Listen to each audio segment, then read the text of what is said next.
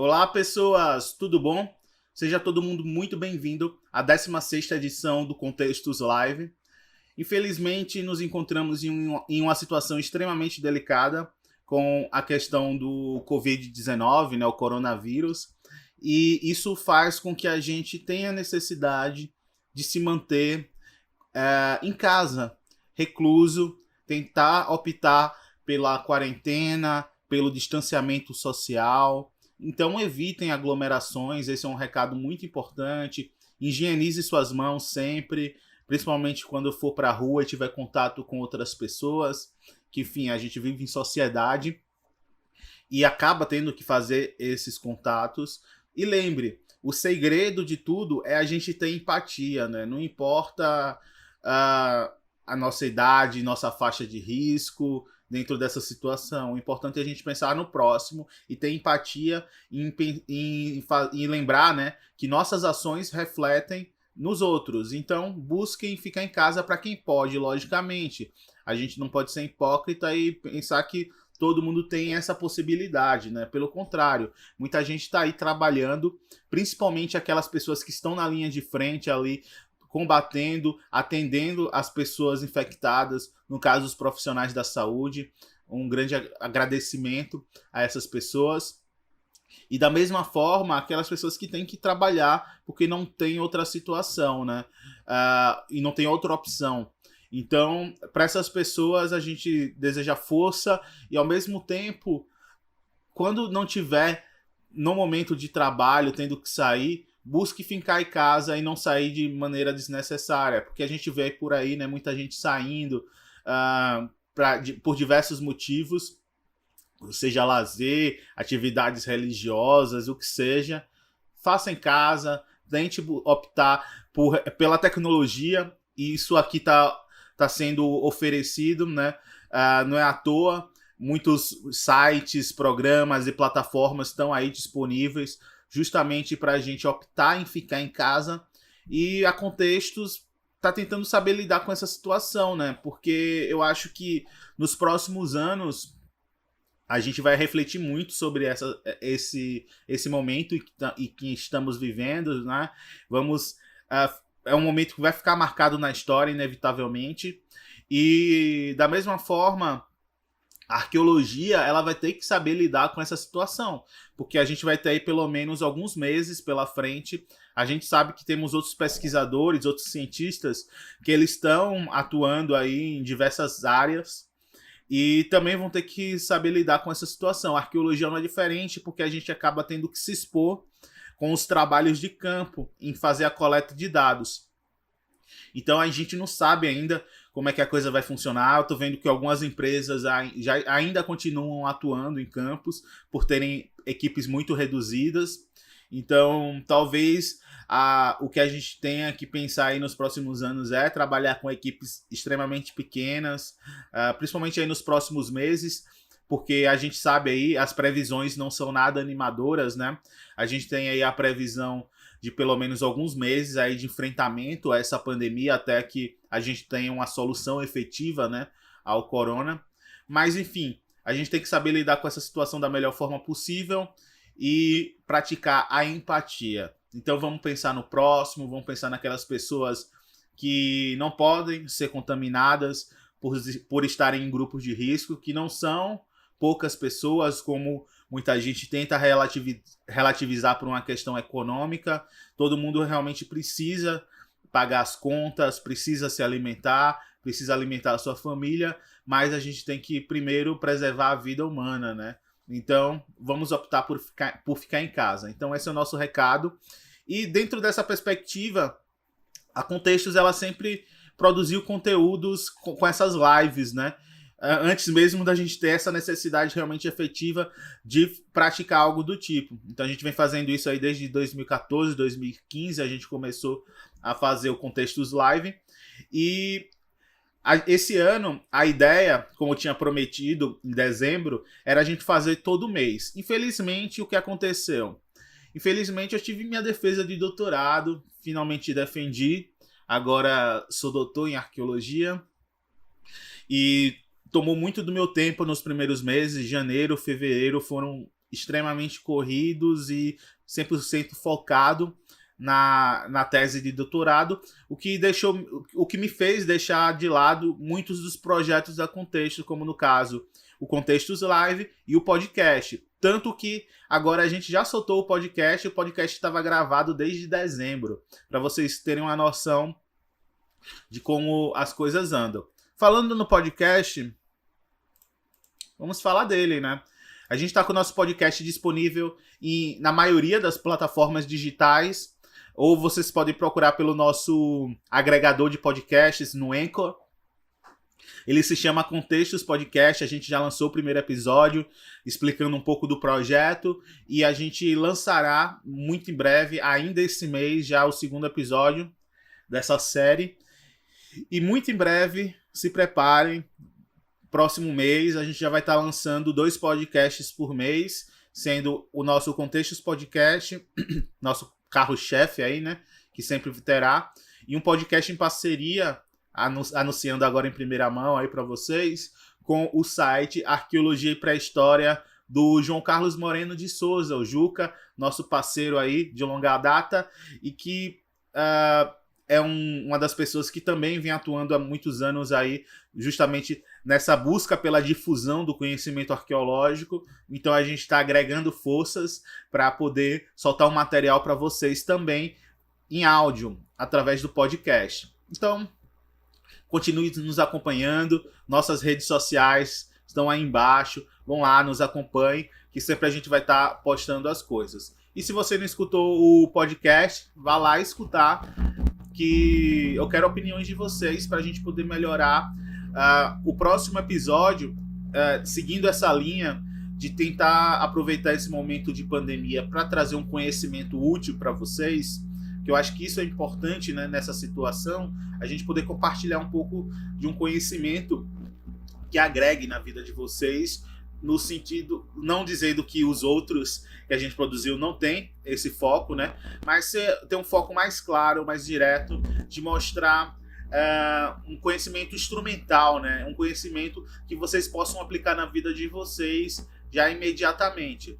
Então, com essa live a gente vai tratar sobre a aplicação de equipamentos geofísicos, de métodos geofísicos na pesquisa arqueológica subaquática, que é um conhecimento que, mesmo que você não vá aplicar enquanto pesquisador que atua com investigações arqueológicas subaquáticas, você pode agregar esse conhecimento e aplicar ele na sua vida, desde uma posição de arqueólogo que está atuando, o arqueólogo com a fiscalização de projetos, como no caso no IPHAN e outros órgãos ambientais, Marinha, por exemplo, instituições que têm algum viés que lide com a fiscalização, com a gestão de projetos arqueológicos, ou até empresas mesmo, justamente para vocês entenderem o que é um levantamento geofísico adequado para uma pesquisa arqueológica e o que não é tão adequado assim.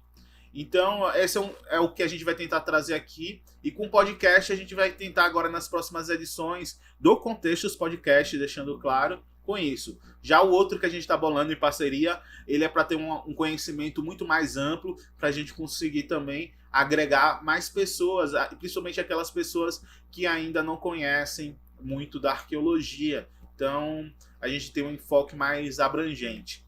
Mas o Contexto Podcast, diante dessa situação, a gente vai tentar dar um enfoque mais específico. E agora, na nossa próxima edição, agora que ainda será lançado esse mês, a gente vai falar sobre o passo a passo do desenvolvimento da arqueologia no licenciamento ambiental. Sendo que no nosso primeiro episódio a gente vai falar dos 2 primeiros passos, que tem a ver com a questão de como pensar arqueologia inicialmente no licenciamento ambiental, construir a concepção de como vender o seu projeto de arqueologia, orçar esse projeto e por aí vai. Mas enfim, não vou me prolongar, que aqui o enfoque é outro, né? Então vamos lá, a nossa apresentação. Só dar um gole d'água aqui enquanto a gente vai falando, né? Então, o objetivo dessa palestra hoje, desse Contextos Live, como eu falei, é te passar uma noção sobre a aplicação de métodos geofísicos na pesquisa arqueológica subaquática. Logicamente, a gente tem uma hora mais ou menos aí, que é o que a gente pratica aqui no Contextos Live, e eu não vou querer entrar em muitos detalhes específicos sobre equipamento, calibração, logística de mergulho, e de mergulho não, logística de levantamento geofísico. Eu acho que isso a gente pode tentar fazer numa próxima edição. Se vocês curtirem e quiserem, a gente pode pensar isso para o próximo mês, eu aprofundar algum aspecto de determinado método geofísico para a gente tentar esmiuçar um pouco mais isso, né?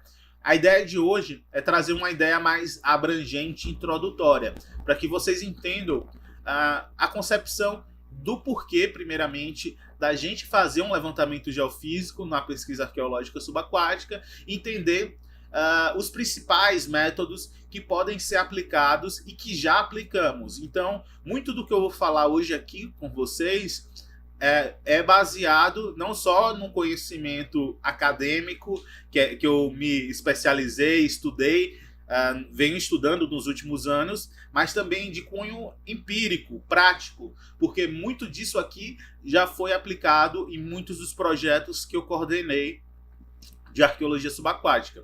Então, é algo que eu vou ilustrar muito, com os dados que a gente tem aqui dos nossos projetos. Projetos esses que já foram apresentados em outras edições do Contextos Live. Então, se eu comentar algum projeto, você quiser saber um pouco mais como foi aquele projeto, como foi a investigação, quais os resultados, vá lá, tem a playlist aí do Contextos Live, vá lá ver as edições anteriores, que acredito que vocês vão gostar. Aproveitando, antes da gente entrar logo de fato em nossa apresentação, vá lá, se inscreva aqui no nosso canal, aproveite que você está assistindo esse conteúdo ao vivo ou posteriormente aqui no nosso canal, vá lá, se inscreva, porque isso ajuda, além de vocês receberem notificações de quando o conteúdo novo vai ser postado, porque a gente também está preparando uns materiais audiovisuais bem interessantes para vocês, mas principalmente para vocês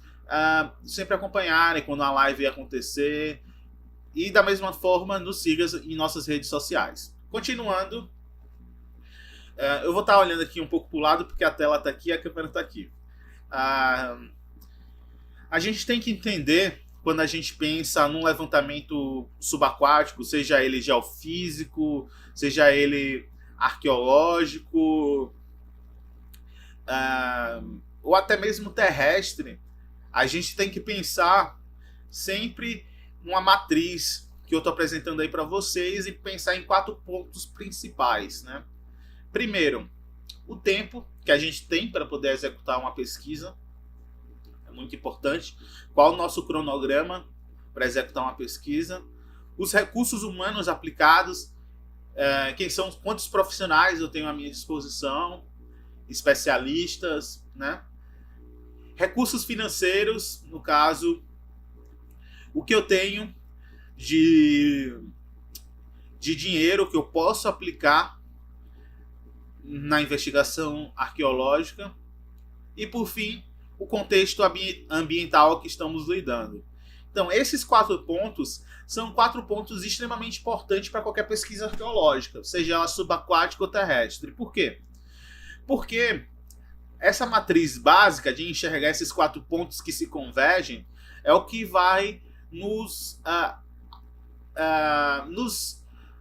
dá a clareza, acredito que seja a melhor forma de falar, de como lidar com o nosso planejamento dos métodos de investigação que serão aplicados, melhor, da metodologia que será desenvolvida para uma pesquisa, né? Seja ela qual for a especialidade. Por quê? Porque se eu tenho tempo à minha disposição, eu posso ter recursos humanos mais limitados. Ok? Confere? Porque eu posso ter mais tempo para trabalhar, não preciso de uma equipe tão grande. Da mesma forma, tendo uma equipe menor e mais tempo, eu posso também ter uma quantidade às vezes menor de recurso, às vezes maior. Isso é muito variável de acordo com o tipo de pesquisa que está sendo desenvolvida. Mas isso é uma variável que ali tem uma flutuação, né? De acordo com o tipo, com a especialidade e principalmente com o contexto de pesquisa, né? Então a gente tem um contexto de pesquisa que é muito importante também. É embaixo d'água, e sendo embaixo d'água, é em água de profundidade, com grande profundidade, com baixa profundidade, com visibilidade, sem visibilidade. Então, se é fora d'água, é uma área muito acidentada, com relevo, é uma área com muita vegetação. Então, todas essas variáveis têm que ser pensadas, porque elas vão se convergir em algum momento para a construção da nossa metodologia de levantamento arqueológico. Então, quando a gente traz isso para a pesquisa arqueológica no campo do licenciamento ambiental, isso acaba sendo muito importante. Por quê? Porque quase sempre a gente tem o quê? Tempo limitado. O licenciamento ambiental, uma das características bem comuns dele, desse tipo de pesquisa, né, é que a gente sempre tem um certo ar de urgência em executar os nossos projetos. Sejam eles porque o empreendedor está com a obra embargada, seja porque eles precisam correr para ter as licenças ambientais para poder implantar logo o empreendimento. Existem uma série de questões, mas muitas vezes essas questões já chegam impostas para a gente. Falar, ó, vocês precisam fazer o mais rápido possível. Então, como a gente tem um tempo limitado, o que a gente tem que fazer? Cobrar mais recursos financeiros. Por quê? Porque se eu tenho um tempo limitado, o que é que eu vou precisar? De mais especialistas, de uma equipe maior trabalhando comigo, e da mesma forma preciso de recursos financeiros para poder ter uma estrutura para atender esse tamanho de equipe, né? Porque se eu vou mergulhar, eu preciso de equipamento para todas essas pessoas. Então já aumentou o custo de pesquisa, eu preciso de uma embarcação maior. E da mesma forma, tudo isso tem que ser pensado no tipo de ambiente que eu vou trabalhar, né? Então, se eu vou trabalhar em uma área grande, marítima, com um contexto de mergulho mais complexo, eu vou precisar então de mais gente, de mais recurso. Esse recurso vai ter que ser aplicado em tecnologia, muitas vezes. E então isso é algo que a gente tem que sempre pensar. Então o objetivo que eu trouxe desse slide aí para vocês é que vocês possam ter em mente sempre esses 4 pontos quando vocês forem pensar quanto custa a minha pesquisa arqueológica. Então sempre pensem isso, né? Quanto tempo é necessário para fazer nesse tempo, quanto de equipe eu preciso, quanto de recursos aplicados para estrutura, equipamentos, tecnologias e tudo isso diante também das condições da área de pesquisa. Nesse sentido, quando a gente fala de levantamento geofísico, ela vem justamente para a gente, naquela matriz, quebrar o ponto do tempo, da segurança, que é algo que eu não coloquei, mas que está sempre implícita, tem que estar sempre. Por isso que nem tem que botar assim. É algo que tem que estar na consciência de todo mundo, a segurança da atividade. E na assertividade, né? Por quê? Se eu tenho pouco tempo de pesquisa para uma área grande, e às vezes não precisa nem ser uma área tão grande assim, vamos pensar em uma área menor, mas só de ser ambiente subaquático e a gente ter a necessidade de mergulhar, a gente já tem uma limitação de tempo aí implícita na atividade. Por quê? Porque a gente não pode ficar o dia todo ali mergulhando, né? Ou tem que ter uma equipe, uma rotatividade de mergulhadores para evitar com que essas pessoas tenham doenças descompressivas, né? Então, o que acontece? Eu tenho que investir, por isso os recursos financeiros, em tecnologia. E essas tecnologias geralmente são os métodos geofísicos que podem ser aplicados. Por quê? Porque os métodos geofísicos eles nos trazem essas 3 principais vantagens. A economia de tempo, porque eu posso fazer o levantamento em uma grande área, que eu gastaria, por exemplo, meses mergulhando. Em poucas semanas eu consigo fazer uma leitura de toda essa área e só mergulhar em pontos específicos que realmente possa existir alguma coisa.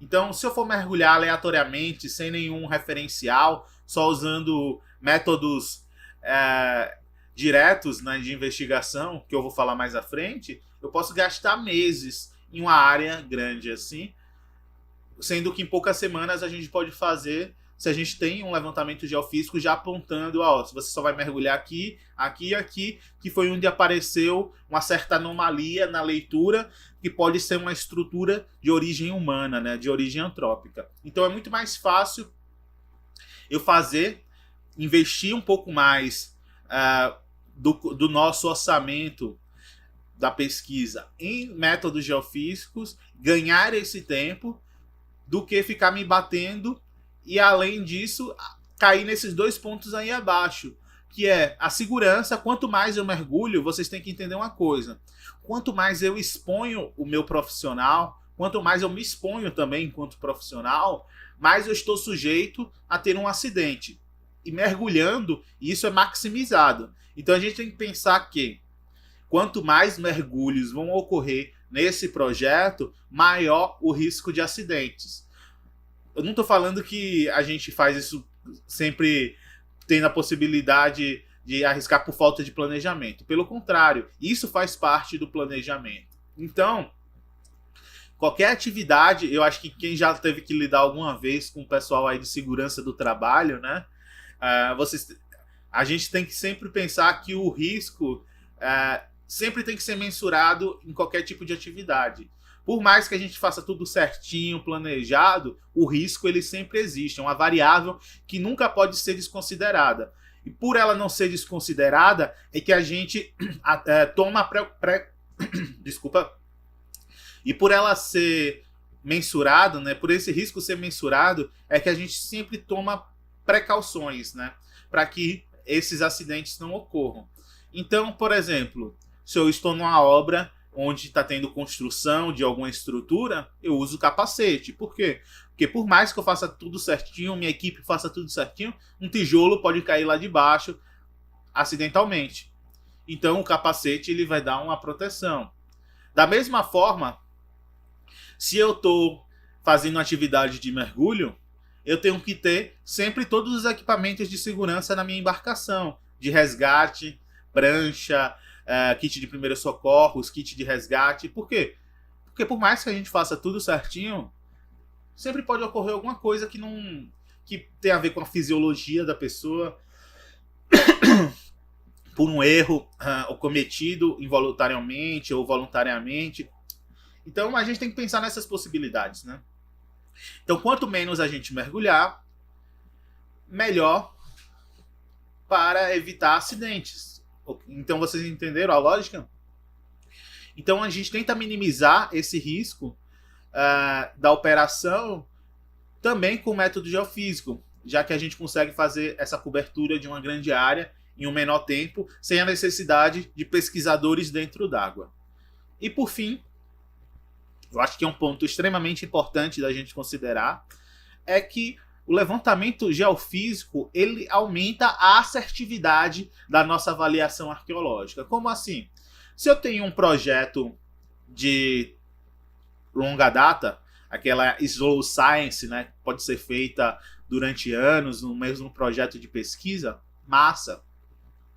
Eu consigo ter tempo de fazer meu trabalho devagar, cobrir uma área. Quando a gente fala de licenciamento ambiental, a gente não tem esse tempo à nossa disposição, como eu já comentei.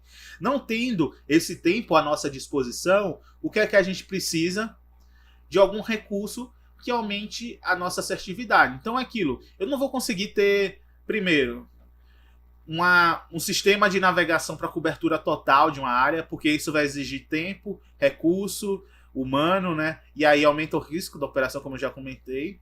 E mesmo assim, a gente também não tem olhar de raio-x, né?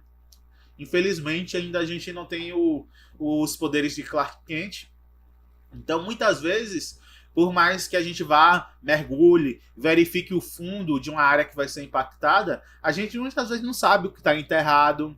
Então, por isso que os métodos geofísicos, eles vão dar essa garantia para a gente de que a gente conseguiu realmente fazer uma leitura assertiva da área e uma boa avaliação. Então, o nosso objetivo, quando a gente está tratando de pesquisas na área do licenciamento ambiental e a gente aplica o levantamento geofísico, muito disso é também para a gente poder ter uma assertividade dessa avaliação, para a gente ter uma certeza de que nessa área não tem patrimônio arqueológico subaquático que corre risco de ser impactado com essa obra. Então, quando eu assino lá meu relatório, eu assino com a maior tranquilidade do mundo, sem nenhum peso na consciência, porque eu sei que o resultado que está saindo ali, ele corresponde à realidade. Então, isso é algo que tem que estar claro. Mas para isso estar claro, vocês têm que entender que cada método geofísico, cada metodologia de trabalho, ela vai trazer resultados específicos. Então, diante da minha realidade de pesquisa, eu tenho que pensar o quê? Qual a metodologia que melhor se adeque a essa realidade e que vai atingir os objetivos dessa pesquisa. Seja essa pesquisa encontrar sítios arqueológicos, seja essa pesquisa definir que tipo de sítio a gente está tratando, quais os processos de produção desse sítio arqueológico, deposicionais, pós-deposicionais, qual a origem. Todas essas questões elas podem ser trabalhadas porque elas são objetivos que a gente pré-estipula em uma pesquisa arqueológica. Então, eu acho que isso é algo que a gente tem que estar sempre pensando. Só um gole d'água. Que a arqueologia, no licenciamento ambiental, muitas vezes ela perde um pouco desse ar de cientificidade e acaba virando uma coisa muito técnica e mecânica. Por quê? Vou voltar. Porque as pessoas acham que vocês seguem regras universais, receitas de bolo que podem ser aplicadas em qualquer projeto. Eu vou seguir a mesma coisa. Logicamente que a gente pode replicar a metodologia de trabalho em muitos projetos, que eles têm as mesmas características, os objetivos por trás da pesquisa são os mesmos. Mas não é sempre, né? A gente tem que entender que cada pesquisa tem variáveis que têm que ser pensadas individualmente, né? Singularmente. Então isso é algo que é importante a gente entender. Mesmo no licenciamento ambiental, seja no meio acadêmico ou no licenciamento, a pesquisa ela tem que ter questionamentos, ela tem que ter objetivos, perguntas científicas a serem respondidas. Logicamente que no licenciamento essas perguntas elas são muito claras e estanques, né? Que são: tem potencial arqueológico na área? Tem sítio arqueológico na área? Tendo alguma coisa de interesse arqueológico, é patrimônio? Sendo patrimônio, deve ser resgatado, a obra deve ser paralisada, o projeto deve ser alterado. Então, nossas perguntas são essas. A gente tem que responder essas perguntas sempre. Então, buscando isso, é que a gente busca um modelo de trabalho que possa trazer isso com muita assertividade. E às vezes isso não ocorre, né? Principalmente por uma questão que aí quem quiser escute nosso próximo Contextos Podcast, que é a falta de conhecimento. As pessoas entram nesse mundo da arqueologia achando que tem conhecimento de tudo, porque já participou de um projeto X, de um projeto Y. E é isso, acaba replicando aquele modelo como uma receita de bolo, né? E aí acaba cometendo esse erro de achar que não tem nada. Mas, logicamente, você não encontrou nada porque você fez uma metodologia para não encontrar sítio nessa situação. Então a gente tem que avaliar. Eu vou falar um pouco isso mais à frente para vocês, quando eu for falar dos métodos geofísicos e o que eles trazem e quais as melhores oportunidades de aplicação de cada método, né? A principal desvantagem quando a gente fala de métodos geofísicos aplicados à pesquisa arqueológica é o seu elevado custo financeiro. Não é barato. Muitas vezes o valor que a gente paga por um levantamento geofísico de uma área, ele é proporcional ao preço da arqueologia, da pesquisa arqueológica. Então a gente quase às vezes acaba cobrando o valor como se fosse de 2 pesquisas arqueológicas. Para o pesquisador, é ótimo, porque a gente vai ter uma metodologia de trabalho muito boa, com levantamento geofísico, que vai garantir que a gente tenha bons resultados, né? Aquilo que eu falei, é é não ter o peso na consciência de que você produziu algo ruim, algo que pode ter gerado um dano ali ou um patrimônio arqueológico que não foi identificado. Mas, infelizmente, é caro. E isso assusta muitas vezes o empreendedor. Então, os empreendedores, às vezes, eles não conseguem compreender. Uma coisa que nos ajudou muito nos últimos anos, principalmente nesses últimos 2 anos, foi o IPHAN. Principalmente o CNA, o Centro Nacional de Arqueologia, que hoje lida diretamente com os processos arqueológicos do licenciamento ambiental que tratam de empreendimentos em ambientes aquáticos. Então, o CNA hoje é bem claro, assim, quando eles publicam uns termos de referência para determinado empreendimento, em falar, tem que ter levantamento geofísico da área com arqueologia. Isso foi um passo muito grande que a gente tomou, e esse passo ele só foi tomado, por quê? Porque a gente sempre bateu o martelo, sempre bateu o pé para os empreendedores falando, a gente tem que fazer levantamento geofísico, não é só chegar, mergulhar e dizer que não, consegui avaliar o potencial da área, é impossível. Primeiro, porque a gente não consegue fazer uma cobertura total da área só mergulhando. E segundo, que é o que eu falei, a gente não tem olhar de raio-x para olhar cada ponto e dizer, não tem nada aí debaixo do leito marinho.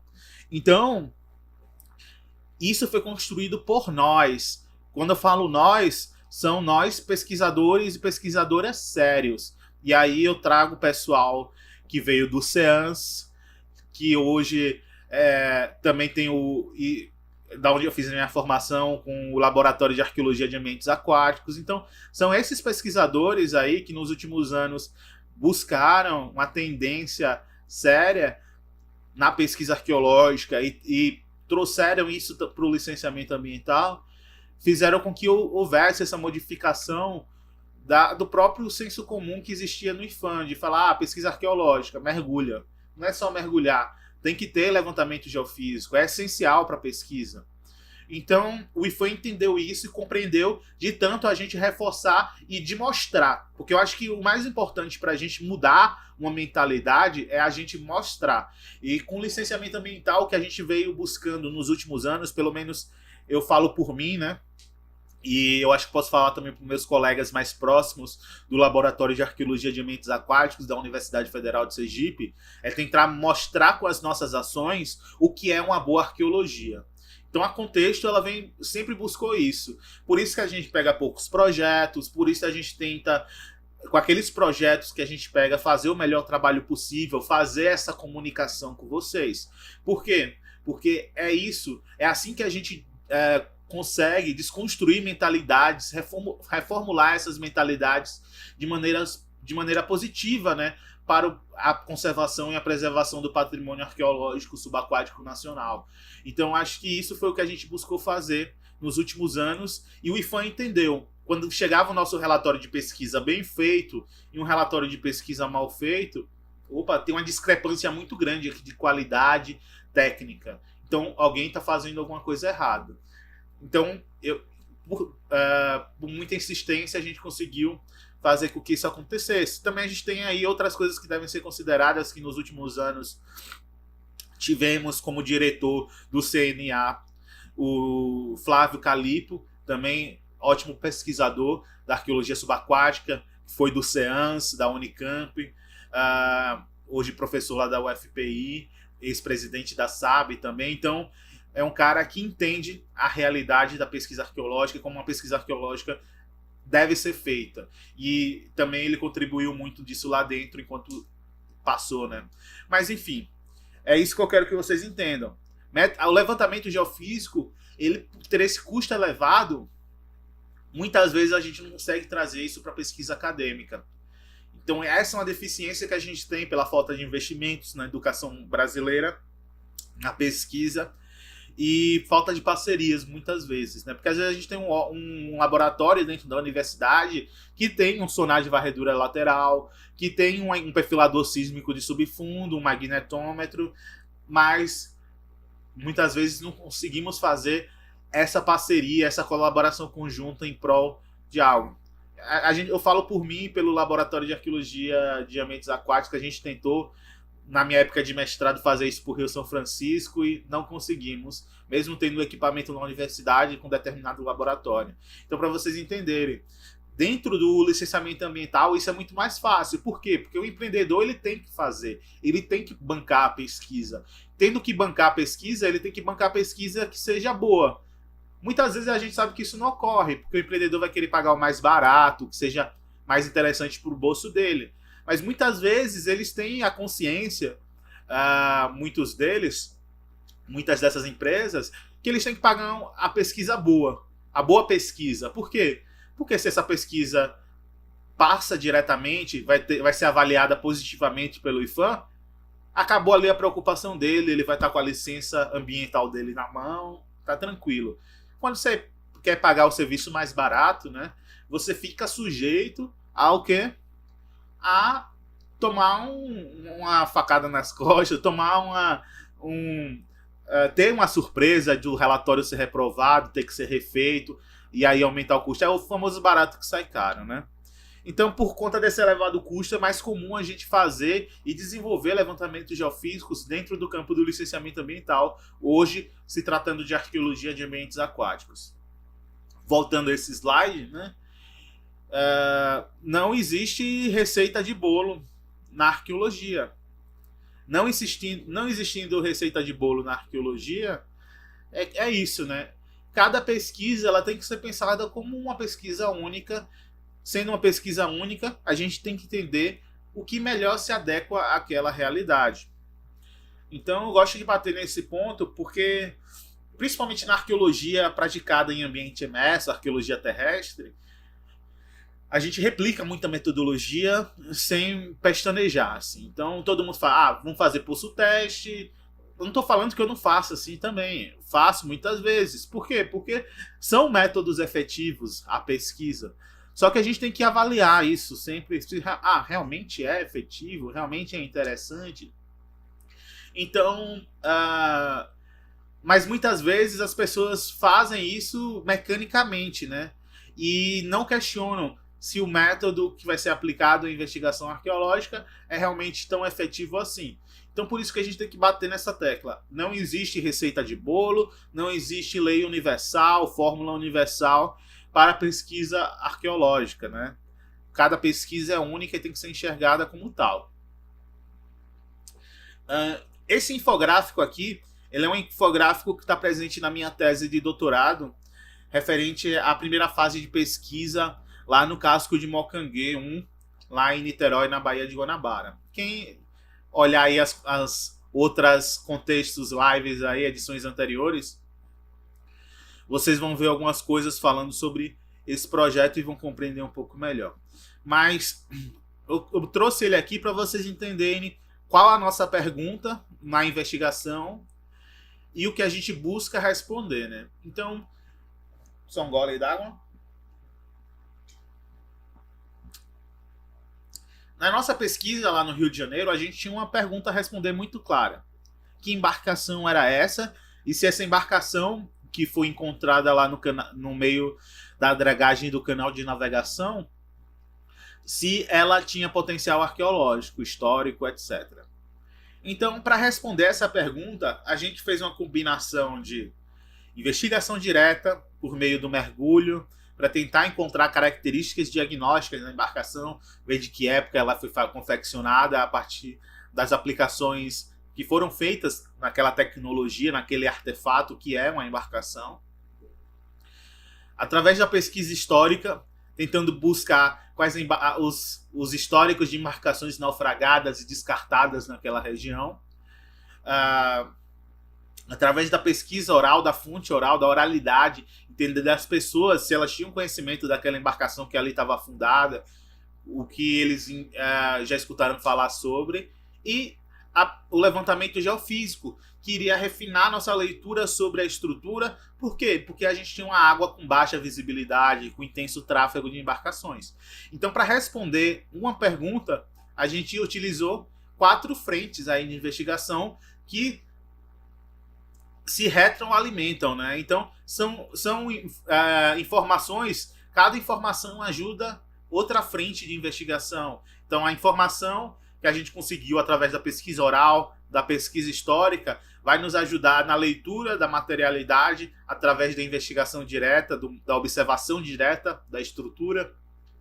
Da mesma forma, o dado geofísico nos ajuda nessa avaliação e da mesma forma nos ajuda a ter dados de características dimensionais da embarcação que vão nos ajudar na triagem de possibilidades que são obtidas com a investigação histórica. Então, para vocês entenderem, a gente tinha uma pergunta, buscou várias frentes e o levantamento geofísico ela veio para atender essa questão muito específica. E aí a gente usou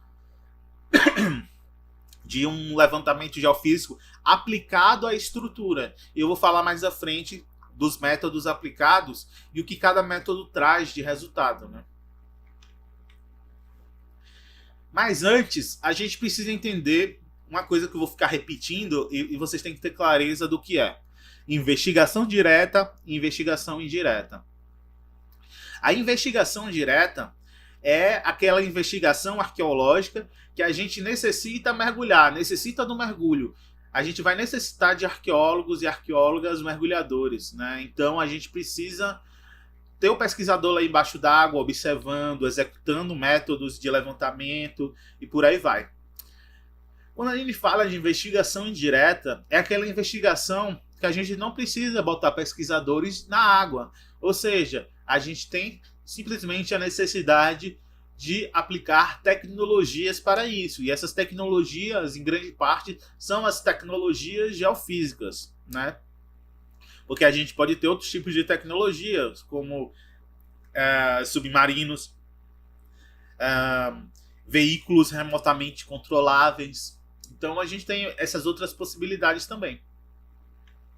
Só para vocês entenderem, então, o que é investigação direta, o que é investigação indireta, quando a gente fala isso na arqueologia de ambientes aquáticos, na arqueologia subaquática, né?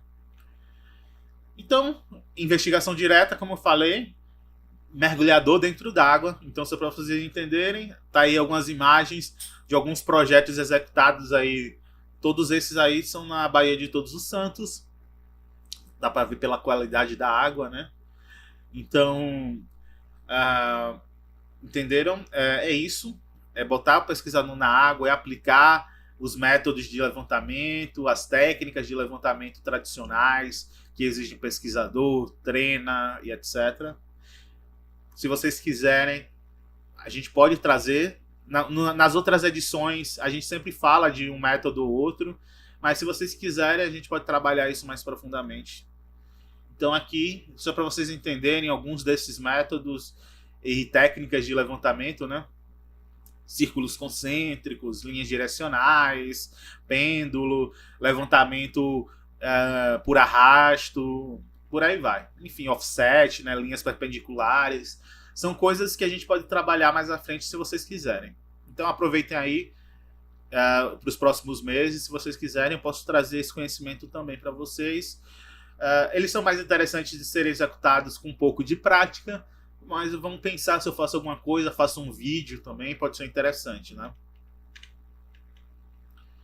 E a investigação indireta, que é o nosso ponto aí central dessa palestra aí de hoje para vocês. Então, quando a gente fala de investigação indireta, a gente tem as tecnologias geofísicas. Eu estou mostrando aí para vocês um ROV, que é o veículo, né, traduzindo, veículo remotamente controlado, né, que é como se fosse um submarino de controle remoto. Mas eu botei ele ali por conta daquele equipamentozinho preto que está em cima dele. Ali é um BV5000 da Blueview, um 3D Multibeam Scanning Sonar. Então é um sonar de varredura circular. Então a gente tem alguns equipamentos. Então, para vocês aí, acredito que dá... Vocês estão vendo da esquerda para a direita. Então a gente tem o ROV ali com BV5000, com sonar de varredura circular. Ali, em seguida, um magnetômetro de próton. Logo ao lado, um perfilador sísmico de subfundo. No lado dele, à direita, um um echo solder, né? Uma ecobatimetria de multifeixe, e do lado um side scan sonar, né? Um sonar de varredura lateral. Vou falar um pouco mais deles agora. Então vamos lá ao sonar de varredura lateral. O sonar de varredura lateral, ele é o nosso carro-chefe nas investigações arqueológicas subaquáticas. Ele é o equipamento mais utilizado em todo o mundo. Por quê? Porque ele é o equipamento que traz mais claramente resultados assim. Por quê? Porque muitas vezes as estruturas elas estão aflorando de alguma maneira do fundo do mar. Ou se não estão aflorando, elas criam algum volume, algum tipo de volume que nos ajudam a ter essa percepção. Então ele é o equipamento mais utilizado, e por ser o equipamento mais utilizado, ele também é um equipamento mais fácil da gente achar. Tanto que hoje a gente tem os fish finders, que eu vou falar mais à frente, que são equipamentos mais baratos, que não são de uso profissional, mas que podem ser utilizados para investigações arqueológicas como uma alternativa low cost, né, de baixo custo, que, enfim, eu falo mais à frente. Mas o sonar de varredura lateral ele é o equipamento que é mais empregado e que traz mais retorno de resultados. Como é que funciona? Nas imagens você consegue ver aí, ele é um equipamento, muitas vezes ele parece um torpedozinho. Existem vários modelos, hoje existem modelos minúsculos que eles são super pequenos e mais baratos, mais acessíveis, e tem esses equipamentos que são esses torpedos mais caros, então são mais, o que torna também mais caro o aluguel, gera a necessidade de um especialista monitorando, um especialista em geofísica, um oceanógrafo, um geólogo, que tem experiência para poder fazer a captura dos dados e o processamento desses dados. Então, esse é o equipamento ideal quando a gente fala voltei aqui. Quando a gente fala de investigação arqueológica. Por quê? Logicamente, muitas vezes a gente está trabalhando com ambientes controlados, de baixa profundidade, etc. Mas esses equipamentos profissionais que são utilizados para atividades muitas vezes de petróleo e gás, resumindo, a maior parte desses equipamentos são empregados para isso, para atender uma atividade econômica nos mares, mas que também trazem resultados positivos para a investigação arqueológica, por isso começaram a ser empregados na investigação arqueológica também. Mas são equipamentos hoje que são empregados para isso. Então, para operações marítimas de petróleo e gás, por exemplo, que são operações que custam muito dinheiro, por isso são equipamentos caros. E nesse sentido, por serem equipamentos caros, são equipamentos que exigem toda uma logística envolvida junto com ele, né? Então, esses equipamentos maiores, eles trazem uma melhor resolução, uma melhor qualidade nos resultados do que a gente está vendo. Logicamente, é algo que a gente hoje está vendo alternativas mais baratas também. Mas, enfim, para vocês entenderem, ele é um torpedo, é um equipamento que vai ser utilizado através do arrasto, né? A gente vai prender ele numa embarcação e arrastar ele seguindo um curso no qual ele vai fazer uma leitura. Essa leitura é uma leitura acústica, né?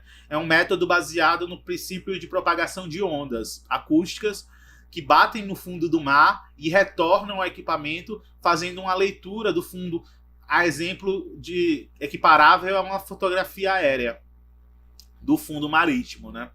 Então ele faz essa leitura do fundo, do corpo d'água que está sendo investigado, da morfologia do fundo, e essa leitura, por ser uma leitura acústica, ela gera, quando ela bate em um obstáculo, ela gera uma leitura em cima daquele objeto que muitas vezes gera uma sombra da onde a onda não pegou, a onda acústica. E aí assim a gente consegue entender uma morfologia mais clara do objeto. Eu vou mostrar mais à frente estruturas para vocês conseguirem ver um pouco melhor. Mas é isso, ela dá uma leitura em dois feixes.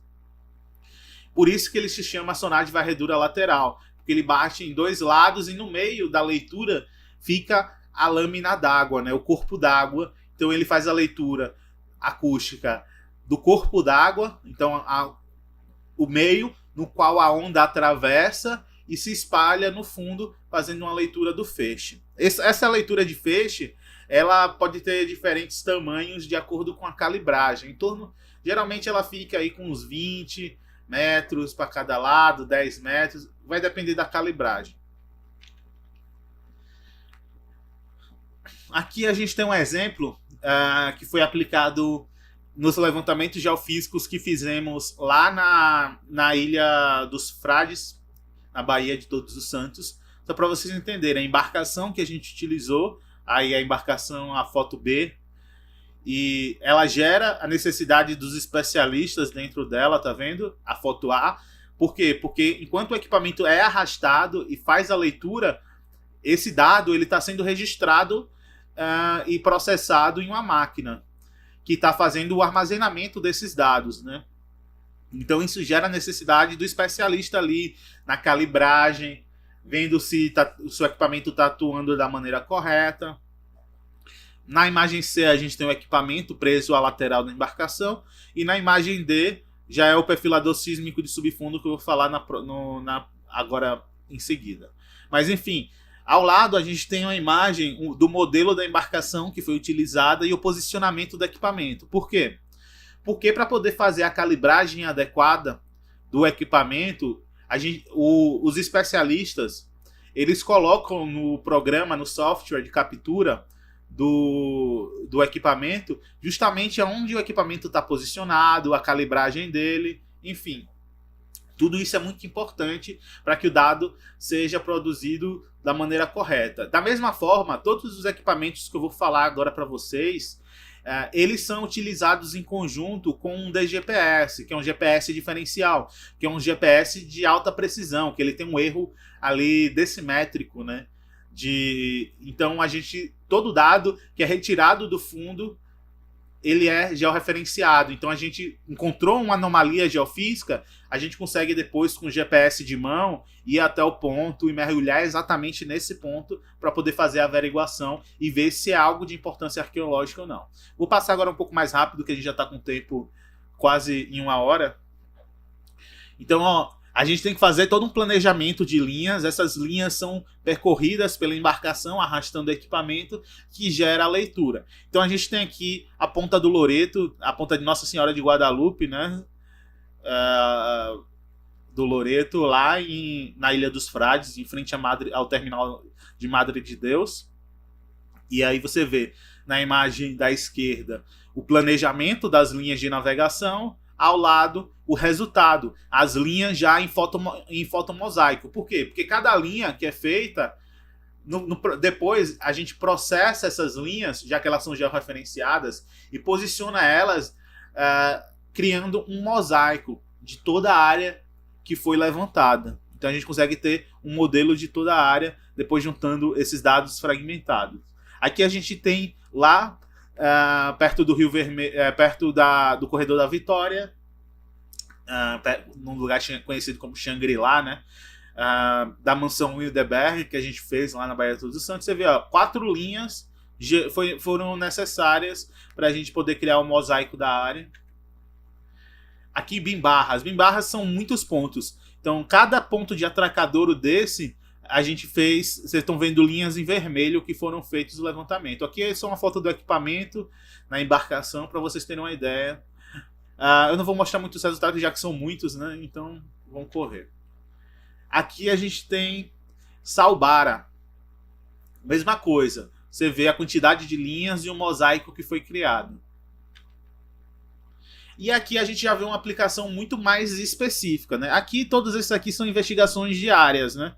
Então a gente buscou fazer a leitura das áreas de investigação amplamente. Geralmente a gente tenta cobrir a área diretamente afetada do empreendimento, mas muitas vezes a gente extrapola um pouco, pegando também a área de influência direta do empreendimento. Porque apesar de não ser a área onde de fato o empreendimento vai ser implantado, mas vai haver circulação de maquinários e coisas do tipo, então a gente já faz uma cobertura dessa área. Então, o objetivo desses levantamentos é a gente entender o que existe naquela porção ali, naquela área. Já quando a gente tem algo muito específico já para ser levantado, a coisa funciona muito melhor. Como é o caso aqui da estrutura do casco de Mocanguê 1, né? O Madeira, o vapor de transporte Madeira, lá do Rio de Janeiro, na Baía de Guanabara. Então a gente já tinha embarcação e precisava entender qual era o tamanho dela, como era a morfologia. Então a gente aplicou em cima dela, tentando buscar essa leitura, entender um pouco mais da estrutura, já que mergulhando a gente tinha muita limitação, tinha basicamente isso de visibilidade. Opa, desculpa, eu bati no microfone. Tinha uma visibilidade bem restrita, então a embarcação também era muito grande. Então o método geofísico nos direcionou, no primeiro momento, entender a espacialidade, entender um pouco da estrutura, né? Beleza. Falei de sonar de varredura lateral. Só que a gente tem que fazer um adendo muito grande. Os equipamentos que são aplicados, como falei, a gente busca aqueles equipamentos que são os mesmos equipamentos que são utilizados nas operações petrolíferas offshore, né? Por quê? Porque eles vão ser equipamentos profissionais, com melhor resolução, melhor resultado, e eles são utilizados podem ser utilizados tanto em baixas profundidades como em altas profundidades. Já os fish finders, que são esses equipamentos de navegação para embarcações, como o próprio nome fala, são identificadores de peixe, né? São equipamentos que a gente utiliza para encontrar cardumes de peixe, para pescar, entender o fundo, onde pode ter locas, tocas, onde possa ter peixes escondidos para pesca. Muitas vezes, alguns pesquisadores, pela falta de conhecimento ou mau caratismo, empurram para o empreendedor esse equipamento como sendo o sonar de varredura lateral aplicado na arqueologia subaquática. Logicamente, esse equipamento ele pode ser utilizado na arqueologia subaquática com restritas limitações. Mas ele não é o equipamento ideal porque ele não é um equipamento profissional. Hoje em dia a gente tem aí várias empresas com sonares de varredura lateral adequados. Então não tem a necessidade da gente usar um fish finder hoje em dia, a não ser que seja uma situação propícia para isso. Então, geralmente, o ideal é a gente usar o equipamento grande, profissional, só que às vezes a gente não consegue usar. Por quê? Baixa profundidade, por exemplo. Se a gente está trabalhando numa área com profundidade de 1 a 2 metros de profundidade, a gente arrastar esse equipamento, que é caro, é um risco muito grande, né? Então pode ser danificado. Então o Fish Finder ele é um equipamento que traz um resultado muito bom nessas situações. Por quê? Porque ele tem um transdutor, que é o equipamento que vai fazer emanar as ondas acústicas, muito pequeno e que é posicionado no fundo da embarcação ou na lateral dela. É um equipamentozinho desse tamanho. Assim. Então muito pequeno. Então não tem necessidade dele ficar muito abaixo da lâmina d'água. Então ele é um equipamento que traz um bom resultado em baixas profundidades. Não como eu vi recentemente numa pesquisa que foi feita lá em 2013 e 2014, que fizeram na Baía de Todos os Santos, cortando toda a Baía de Todos os Santos de Salvador e Itaparica usando um desse. Gente, isso não é adequado. Vamos entender, e só usar isso, como eu falei, também não é adequado. A gente tem que lembrar que levantamentos geofísicos para pesquisas arqueológicas, principalmente no licenciamento ambiental, onde a gente tem um tempo limitado, a gente não pode só usar um equipamento, a gente tem que usar uma combinação de equipamentos, né? Métodos geofísicos, eles tentam trazer resultados diferentes. Então, por exemplo, geralmente a gente usa o sonar de varredura lateral combinado com o perfilador sísmico do subfundo, para a gente buscar uma visão horizontal do fundo e vertical do que possa ter enterrado no leito marinho. Só que às vezes essa leitura também não é tão efetiva assim, e a gente tem aí outros métodos, como magnetômetro de prótons e tal, que a gente vai falar mais à frente. Mas aí tá o Fish Finder. O Fish Finder, ele é um equipamento bacana, por quê? Porque ele é barato, acessível, só que ele tem que ser aplicado em restritas situações. Não estou falando que eu vou desconsiderar. Tanto que tem uma pesquisa agora recente que a gente quer desenvolver, que é uma situação muito específica, de baixa profundidade, área de mangue, de rio. Esse equipamento ele atende muito mais do que o outro profissional. Por quê? Porque é justamente um ambiente muito raso e um desse pode trazer um melhor resultado. Então, quando a gente fala de Fish Finder, é um equipamento low cost, baixo custo, que pode ser aplicado à pesquisa arqueológica desde que a gente esteja trabalhando em áreas de baixa profundidade. Então ele é um equipamento para a gente usar até 10 metros de profundidade. Passando de 10 metros de profundidade, ele já é um equipamento que vai ter uma resolução já ruim.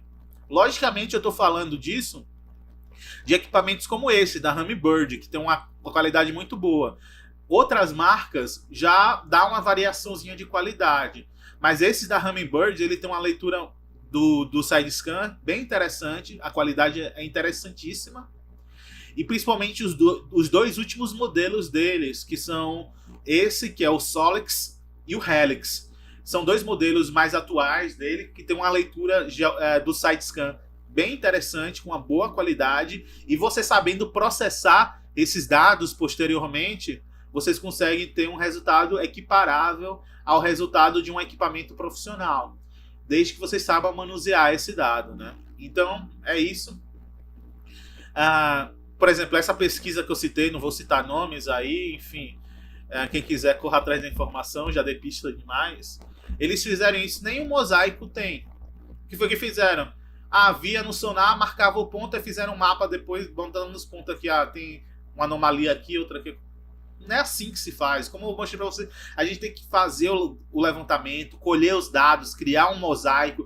Nesse mosaico a gente tem que analisar tudo, não só na perspectiva dos especialistas, dos geofísicos, geólogos, que vão dizer as feições sedimentológicas, geológicas daquela área, mas também a nossa leitura de especialista. Então, quando a gente cria esses dados com sonar de varredura lateral, geralmente esses dados eles vêm processados e já com essa leitura do especialista, apontando as anomalias geofísicas dentro da perspectiva dele, que não é um arqueólogo, e aí eu pego esses dados e o mosaico e faço a minha leitura. Então, muitas vezes, eles apontam alguns pontos para a gente investigar, que não são pontos geológicos, que não são pontos naturais, e ainda assim eu encontro outras anomalias para serem verificadas.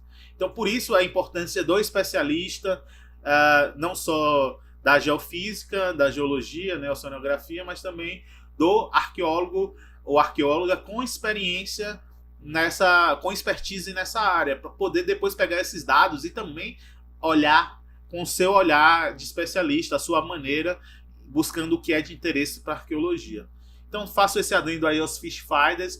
Eles não devem ser excluídos da pesquisa arqueológica, pelo contrário, é uma alternativa boa, barata, principalmente pensando em universidades que hoje tem problema de limitação de recurso, mas tem suas grandes limitações que têm que ser consideradas também. Não vamos achar que isso aqui faz tudo, faz café, lava roupa, não. Ele é só um equipamento que traz um resultado que, dentro de algumas condições, é um resultado interessante para a pesquisa arqueológica, para o levantamento arqueológico. Sub-bottom profile. Vamos correndo que a gente está com o tempo limitado. Já passou aqui uma hora. O sub-bottom profile, ele faz o que eu falei, a leitura vertical do leito, né? Então ele é uma tecnologia que ele permite a penetração das ondas sonográficas no subsolo marinho, garantindo assim a investigação das camadas sedimentares inferiores e no que tange a presença de estruturas e artefatos soterrados. Eu uso quase sempre, na maior parte das investigações arqueológicas que eu desenvolvi nos últimos anos, eu venho usando em conjunto side-scan, sonar, né, o sonar de varredura lateral, com o perfilador sísmico de subfundo, o sub-bottom profile. Sempre usando esses dois cruzados, para assim a gente ter tanto uma leitura do leito como do subfundo, né? Só que alguns especialistas, como Jeremy Green, em seu handbook, que eu vou falar mais no final, ele questiona a efetividade do sub-bottom. E eu acho que o sub-bottom é um equipamento interessante. Dentro da experiência que a gente teve, tá aí a imagem dele, ele é um equipamento que é complicado, porque ele é muito grande, pesado, logisticamente ele é um equipamento chato de você levar para pesquisa, porque gera necessidade de um peso muito grande, um frete muito grande, né, de transportadora. E, novamente, ele tem que ser posicionado na embarcação, arrastado. Nas pesquisas que a gente encontrou, a gente identificou anomalias que foram compatíveis com as anomalias do sonar de varredura lateral. Então, aquilo, eu acho que sim, o perfilador sísmico, ele traz resultados interessantes. Logicamente, se ele for aplicado em um ponto específico, acho que esses resultados podem ser maiores. Assim. Para investigação de grandes áreas, a gente usa para um desencargo de consciência. Só que hoje a gente usa também muito mais ele pela também falta de alternativa de muitas vezes encontrar um magnetômetro de próton, que é um equipamento também muito interessante. Então, não tendo um, vai outro, né? Que também pode ter um resultado interessante para a gente. Então, o resultado do perfilador sísmico é isso. A gente faz o planejamento das linhas e ele cria uma leitura vertical, que são esses perfis, como se fosse um perfil estratigráfico, né? E a gente já conhece na arqueologia. Então aqui a gente tem na Marina São José, lá na ponta de Nossa Senhora de Guadalupe. Eu errei, agora percebi que eu chamei o Loreto de Nossa Senhora de Guadalupe. Loreto é Loreto, Guadalupe é Guadalupe. Que é a ponta de Nossa Senhora de Guadalupe, lá na Ilha dos Frades. Tem uns pontinhos pretos na camada que são as anomalias. Aqui vocês vão ver outras anomalias. Aqui é o Loreto, ó. O Loreto também, ó, tem umas anomalias que estão ali naquelas caixinhas amarelas. Então, é um equipamento que traz um resultado, sim, na leitura, mas é um equipamento bem trambolhão, assim, para campo. Logisticamente, ele é bem complicado. Aqui, lá na mansão Wildeberg, em Xangri-Lá, em Salvador, no Corredor da Vitória. Aqui a gente tem bimbarras, alguns exemplos dos que tiveram algum resultado interessante. E sempre ao lado o planejamento das linhas de navegação. Então, se vocês recapitularem, depois eu vou fazer devia botar um comparando um com o outro. Mas você vê que as linhas do sonar de varredura lateral, elas sempre a gente põe elas perpendiculares um ao lado da outra. Já do perfilador sísmico, a gente tenta botar elas cruzadas. Por quê? Para a gente poder fazer uma grade e assim tentar localizar algo que possa estar enterrado, né? E quando ela é aplicado num ponto específico. Aqui é o casco de Mocangue 1, lá na Baía de Guanabara. Então a gente queria ter uma melhor precisão sobre a dimensão da embarcação e meu objetivo era entender o quanto ela estava enterrada no leito marinho, né? Esse resultado, como vocês podem perceber, não ficou claro, mas a gente conseguiu ter uma ideia mais clara das extremidades dela e dessa dimensão longitudinal. Mas aí vocês conseguem ver a leitura. Em marrom, a gente tem a camada de sedimentos, em azul, o leito da baía, né? E em vermelho, o casco. Então, pela linha marrom, a gente consegue ter também uma ideia aí do que pode ser a parte, né, enterrada, né? Porque a gente tem azul sedimento, embaixo quer dizer, o leito, né? Então a gente consegue ver, tentar dar sedimentos finos, sedimentos mais grossos, então dá para pensar em alguma coisa nesse sentido, porque é um fundo lamoso. Então são dados que vão ajudar na nossa leitura posteriori, né? Por isso que a gente faz primeiro o levantamento geofísico antes de começar a pesquisa arqueológica, já com os dados geofísicos em mãos, é que a gente vai investigar, é que a gente vai montar equipe, vai mergulhar, para a gente já ter todas essas ideias mais claras, essas referências claras, né, em nossa investigação. Então, muitas vezes, o que direciona a investigação arqueológica subaquática é o levantamento geofísico, né? Magnetômetro de próton. Então, aí, o magnetômetro de próton é um equipamento muito interessante, só que ultimamente eu encontro muita dificuldade para encontrar ele para alugar aqui no Brasil. Então, os magnetômetros de próton, às vezes, fazem leituras da força do campo magnético na Terra. Acabou ficando no campo ali 2 vezes, desconsiderem. E ele pode detectar variações nesse campo causadas pela presença de objetos contendo ferro e formações geológicas contendo material ferroso. Ficou traduzir rápido e aí passou uns erros aí. Então, ele faz esse tipo de leitura para encontrar campo magnético. E isso nos ajuda a identificar presença de metal, quando a gente está falando de embarcações de casco de metal. Muitas vezes, quando é embarcação de madeira, a gente tem elementos de metal ali também, como âncoras, canhões, pregaduras como cravos, clavilhas e coisas do tipo. Então, essas coisas elas acabam sendo perceptíveis com a leitura de magnetômetro de próton. Da mesma forma, algumas cerâmicas, por ter na sua composição material ferroso, acaba gerando leitura magnética também e sendo apontado. Então, o magnetômetro de próton é um equipamento muito interessante, porque ele vai ler o que está enterrado também. Então, também é um equipamento adequado, muito adequado, para ser utilizado em conjunto com os outros métodos aplicados e que foram comentados aí com vocês. Infelizmente, como eu falei, ainda a gente não conseguiu aplicar em nenhuma investigação nossa, então não tem um dado para mostrar para vocês nosso, mas a gente tem aí o dado do La Sauvignon, né? Uma embarcação francesa, uma fragata francesa do século XVIII, se não me engano está na Dinamarca.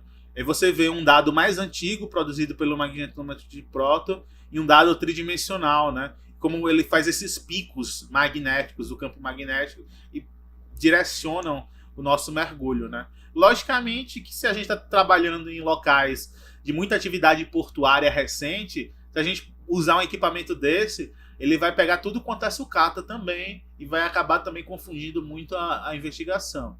Então é bom a gente ter também uma ideia de aplicar esse equipamento, né, em áreas onde possa ter uma maior tendência de materiais contemporâneos descartados ou que se perderam acidentalmente, para a gente não ter que verificar muitos pontos sem tanta necessidade assim. Ecobatimetria de multifeixe, ou multibeam echo sounder, né? A ecobatimetria de multifeixe, ela é um equipamento que permite medições batimétricas múltiplas com elevada precisão ao longo da seção transversal a um percurso de um navio, né?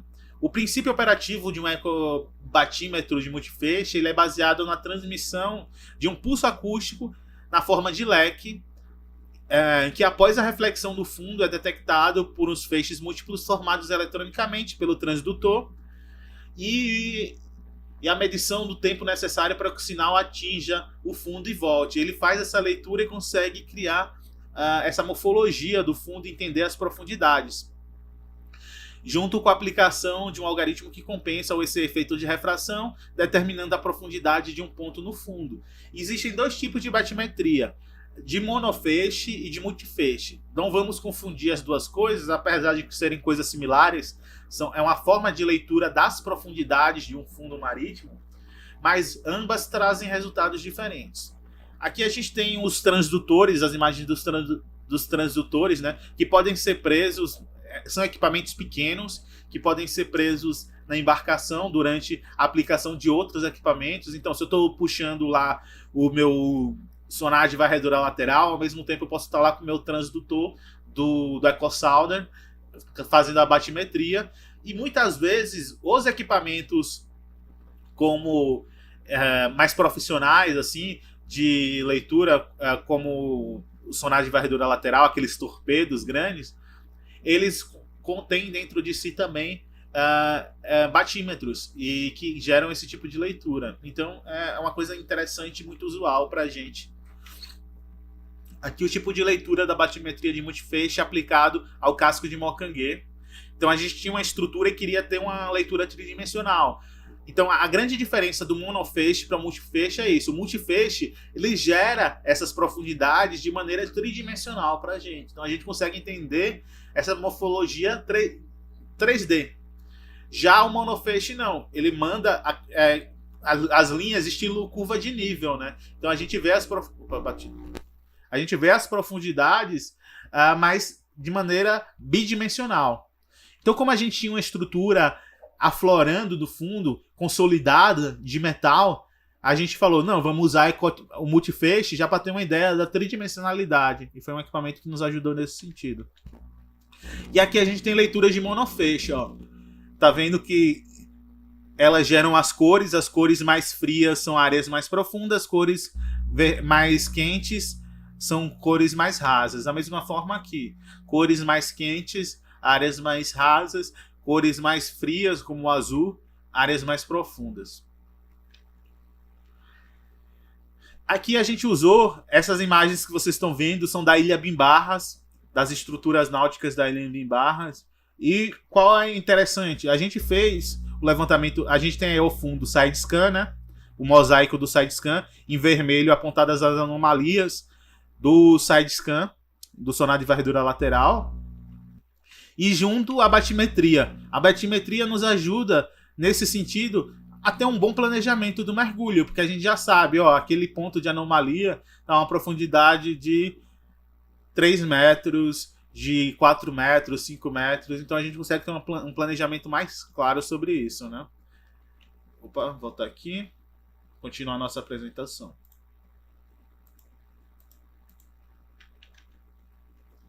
Então, a batimetria ela tem esse resultado interessante, tanto para o planejamento da atividade, se a gente usa uma batimetria de mono ou de multifeixe, mas a de multifeixe principalmente se a gente quer registrar algo. Por que não aplicar em toda a área quando a gente está fazendo um levantamento de grandes áreas?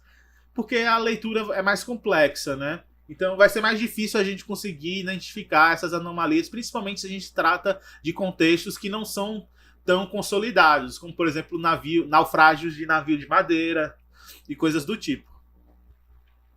Por fim, falar do sonar de multifeixe de varredura circular, o 3D Multimin Scanner Sonar, ou o nome mais específico do modelo, o BV5000, que é um equipamento que foi empregado poucas vezes na arqueologia, porque esse é realmente um equipamento muito caro de ser aplicado.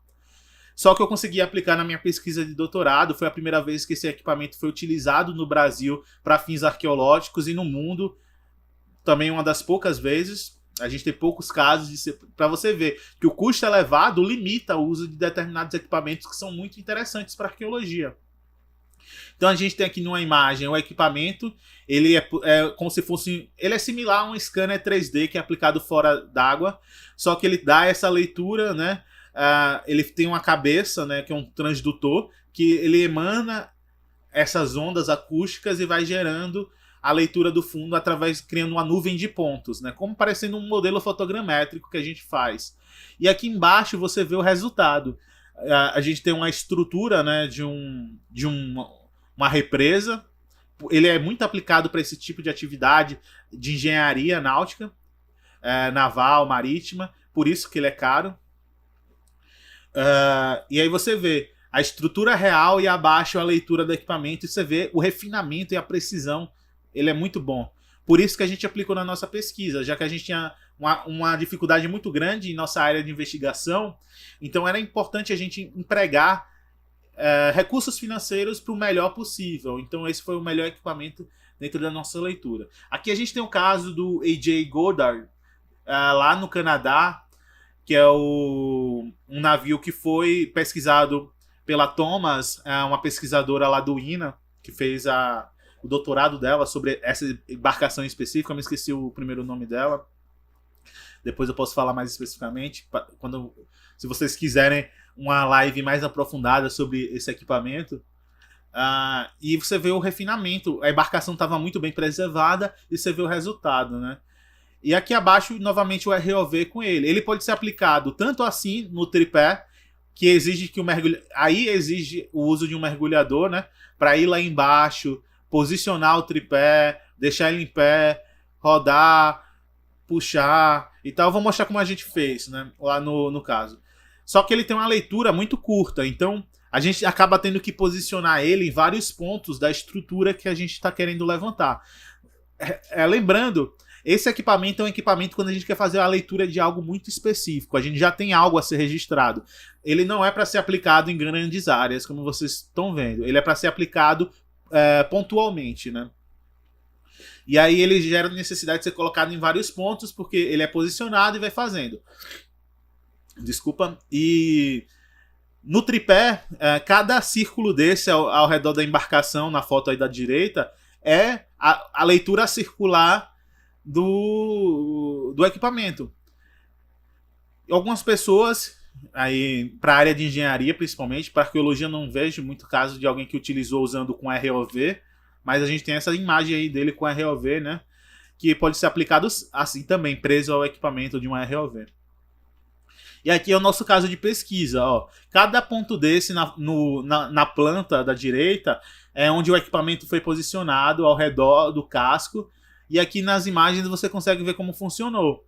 A gente descia o equipamento, né, através de um cabo.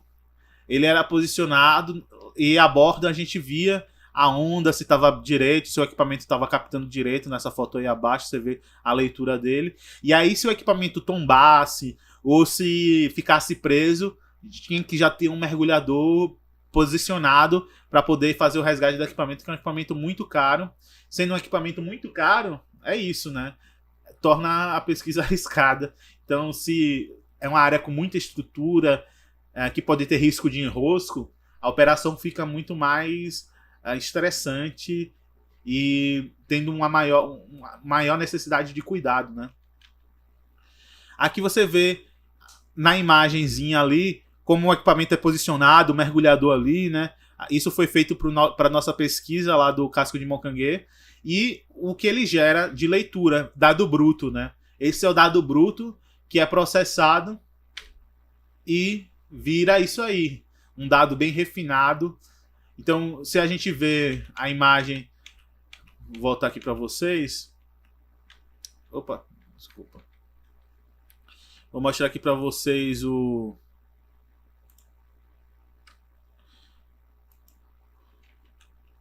Aqui, ó. Então a gente vê aqui o que o sonar de multifeixe mostrou pra gente. Então a gente já consegue ter uma ideia de estruturas colapsadas na embarcação. E aí quando a gente vê... Então só para vocês verem a diferença. Ó. Então vocês conseguem ter uma ideia do refinamento, né? Todas as estruturas de val de Couvés, essas vigas de Couvés, só foram entendidas a partir da leitura desse equipamento, né? Então ele é um equipamento muito importante se você tem algo já específico a ser registrado.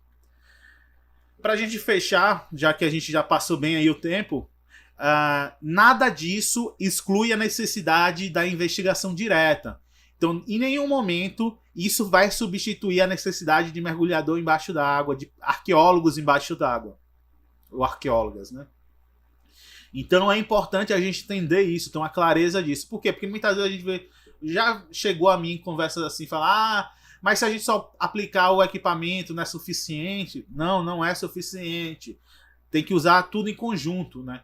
Da mesma forma que eu não posso só usar um equipamento só para pesquisa, eu tenho que usar uma combinação de equipamentos, eu também tenho que usar em conjunto a investigação direta. Então, investigação indireta e direta são coisas que têm que ser aplicadas conjuntamente em toda a pesquisa arqueológica, exceto em casos onde o mergulho não é possível, por ser água de muito altas profundidades. Aí a gente tem que usar submarinos, ROVs e coisas do tipo. Fora esses casos, tem que mergulhar depois. Então, até porque determinados tipos de contextos arqueológicos não são perceptíveis no levantamento geofísico, como no caso dos sítios depositários.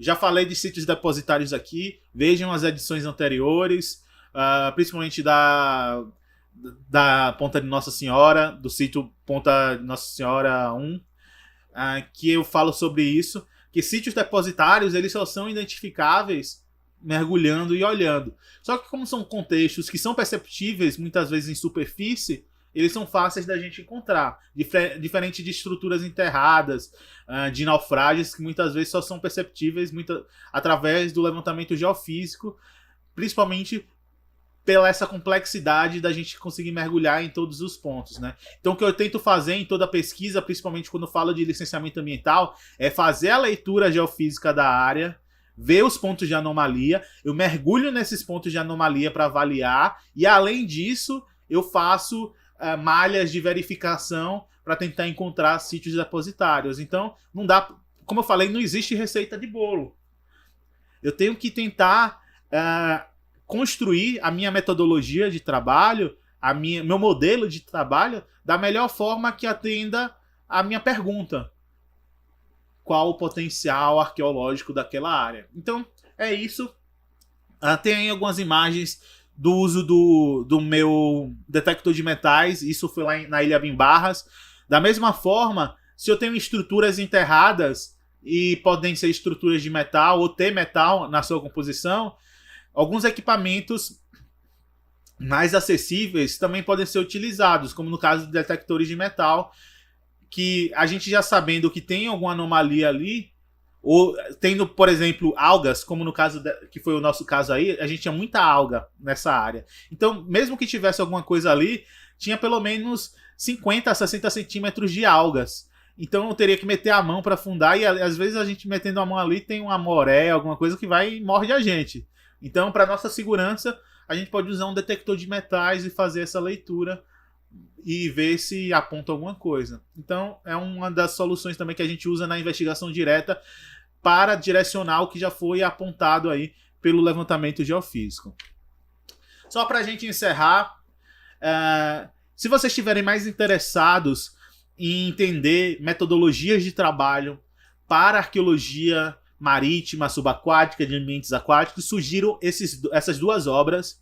Uma delas, que é esse Underwater Archaeology, The Nice Guide to Principles and Practice. Desculpa a minha pronúncia, que não é muito boa.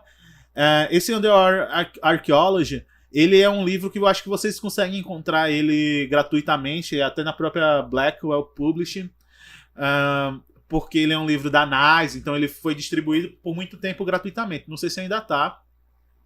Mas ele é um manualzão assim muito bom, vai falar sobre tudo que envolve a pesquisa arqueológica, desde o planejamento, pesquisa histórica, levantamento geofísicos, métodos de investigação direta, processamento dos dados, enfim, uma infinidade de coisas. Da mesma forma, o livro do Jeremy Green, o Maritime Archaeology, A Technical Handbook, que é também um handbook muito bom para você pensar a pesquisa da arqueologia marítima, da arqueologia subaquática, o beabá e o passo a passo. Inclusive é nele que ele fala, enquanto o Danais ele é bem mais manualzão mesmo, de falar cada coisa, como funciona, quais os resultados. O do Jeremy Green, ele apresenta isso e ele faz alguns comentários mais críticos sobre a efetividade ou não. É nele que ele fala sobre a questão do perfilador sísmico de subfundo, que é meio incerto essa questão se o resultado dele é positivo ou não, se ele traz grandes resultados assim na investigação. Enfim, são as recomendações que eu faço para vocês. Procurem esse Maritime Archaeology, dificilmente vocês vão encontrar ele gratuitamente, mas enfim, dá uma busca aí na internet, quem sabe encontra.